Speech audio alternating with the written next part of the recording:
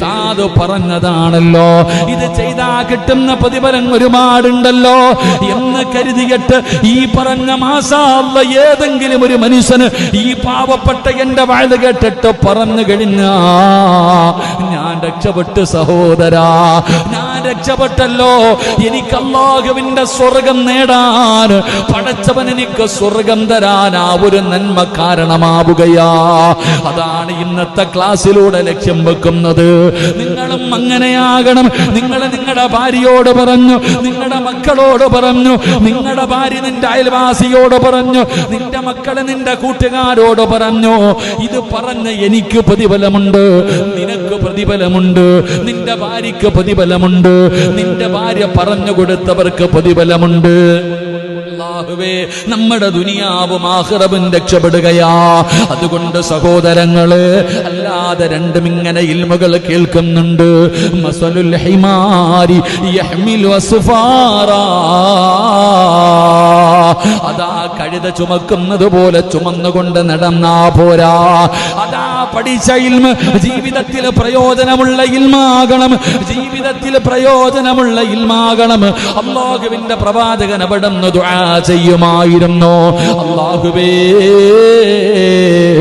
റസൂലുള്ളാഹി തങ്ങൾ 4 കാര്യങ്ങൾ അല്ലാഹുവിനോട് ദുആ ചെയ്യുകയാ. എപ്പോൾ ദുആ ചെയ്താലും മുത്തുനബി അവിടുന്ന് റബ്ബിനോട് പറയുമായിരുന്നു. 4 കാര്യങ്ങൾ ചോദിക്കാതെ മുത്തുനബി ദുആ അവസാനിപ്പിക്കാറില്ല. ഒന്നാമതായിട്ട് അല്ലാഹുവിനോട് ചോദിക്കുകയാ, അല്ലാഹുവേ, പ്രയോജനമില്ലാത്ത ഇൽമിനെ തൊട്ട് ഞാൻ നിന്നോട് കാവലിനെ ചോദിക്കുന്നു അല്ലാ. അല്ലാഹുവിനോട് കാവൽ ചോദിക്കുകയാ. അല്ലാഹുവിന്റെ റസൂൽ ദുആ ചെയ്യുമ്പോൾ റബ്ബിനോട് കാവൽ ചോദിക്കുകയാണ്. എന്തിനെ തൊട്ടെന്നറിയുമോ?